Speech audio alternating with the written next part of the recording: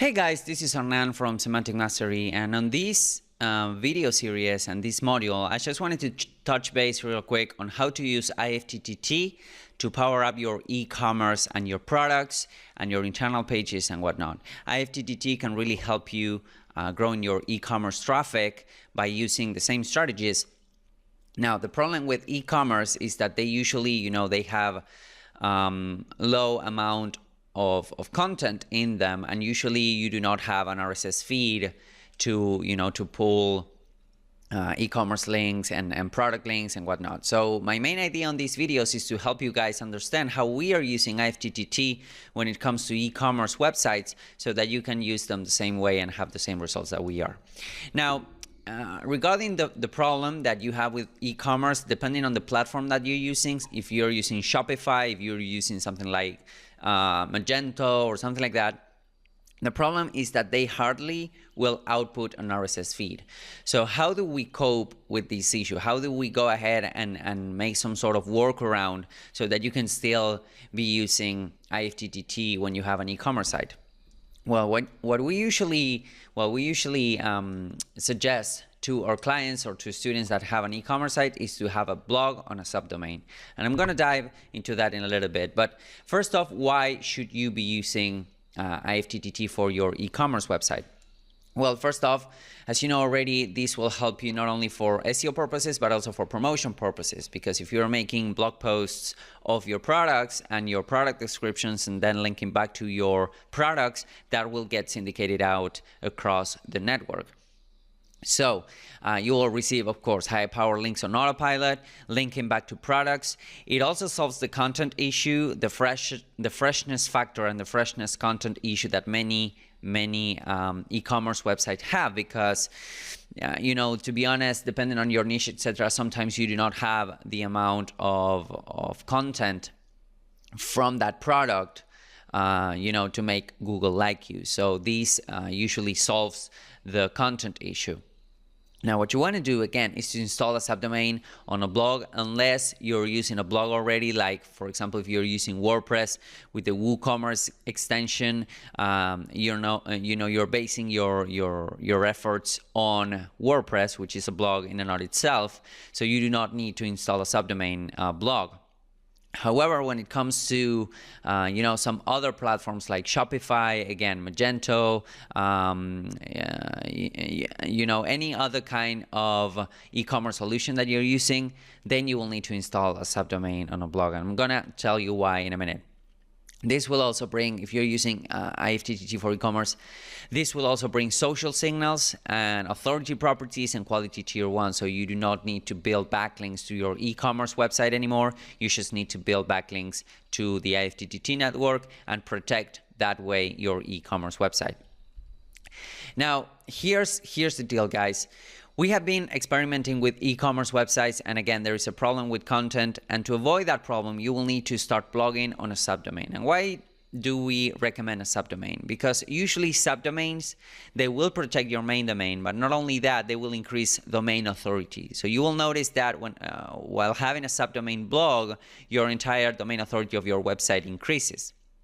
Now, you need to also brand the IFTTT accounts as we show you already, and this account can actually generate a sale in and of itself. Okay, so you need to have that in mind, and they're extensions of your e-commerce website. So you need to have them branded with logos and descriptions. You need to use the attribution link, as I'm going to show you in a minute. And also a good way of actually powering up your entire e-commerce website, and not only that, your social profiles, is by using semantic hubs, and I'm going to explain to you what those are in a minute. Another good practice when it comes to general e-commerce, but even further if you're using IFTTT to bring traffic and to try to rank those products, is to use rich snippets markup on products. It can be schema or JSON only, or you can use, usually when you're using some sort of for example, Yoast by SEO, it has an e-commerce extension that will automatically mark up your products on your e-commerce site. If you're using any other kind of solution, try to talk to the developer or try to see any kind of tutorial to actually help you marking up your products using some sort of rich snippets and structured data. And it's also important that you silo your website. Usually, e-commerce websites, they come pretty well optimized for silo structure, etc., right off the bat. Because, if you have, let's say, if you have purse categories, and then you have a dresses category, and then you have a shoes categories, those categories will have, each kind of those products from each kind. So they are pretty well siloed right off the bat, but it doesn't mean that you shouldn't be worrying about that. Okay, just have a look. Usually, again, e-commerce websites and e-commerce solutions, they do a great job by siloing your website right off the bat, but it doesn't hurt to actually check it out that you're doing it correctly.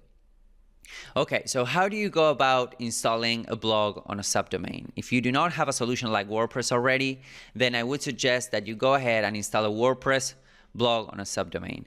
And this is what we usually do for clients and for students that they have if a new client comes and tell me, okay, I have this e-commerce website and I want to rank it, one of the first things that I would do is to install WordPress on a subdomain.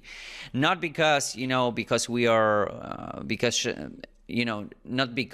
wanted to do so, just because, but rather because WordPress, it's SEO friendly and it will output an RSS feed. It doesn't necessarily has to be WordPress. It can be whatever you want as long as it outputs an RSS feed and you can feed that subdomain into the IFTTT ring and the IFTTT network. So what you would do next is to start blogging. You can curate content or you can, make your own blog posts.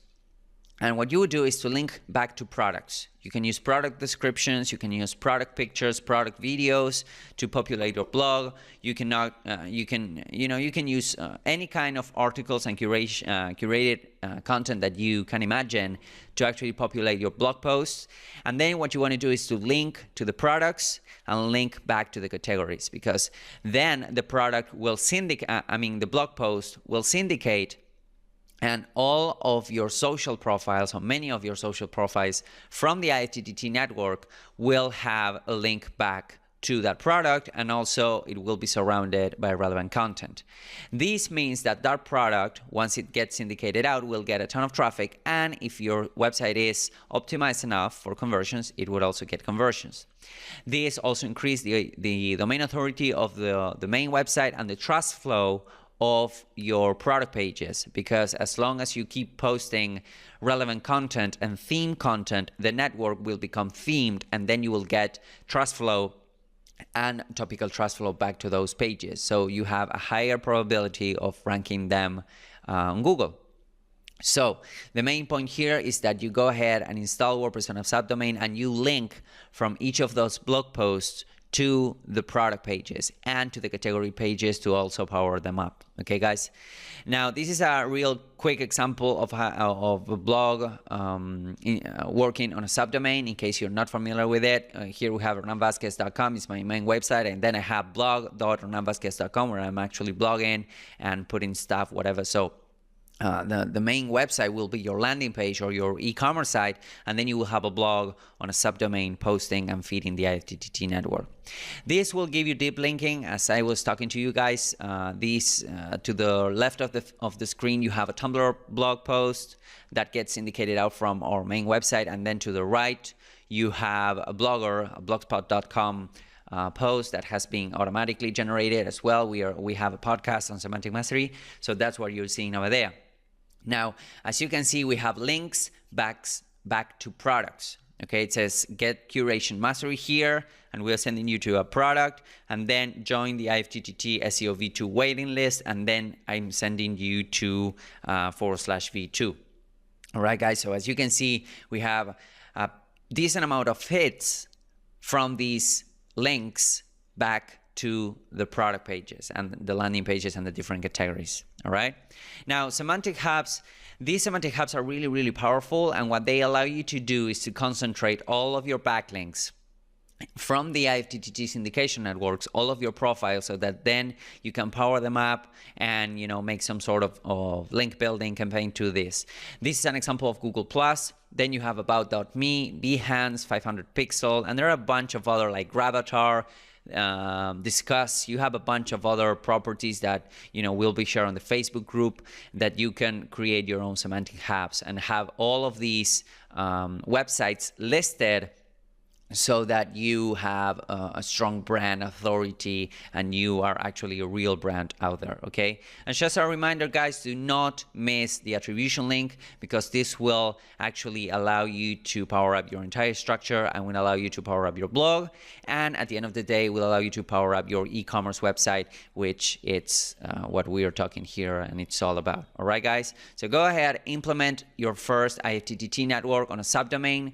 Go ahead, let us know how it works for you on the Facebook group. We will be really, really glad to have you there. Thank you guys for watching, and I'll see you on the next video.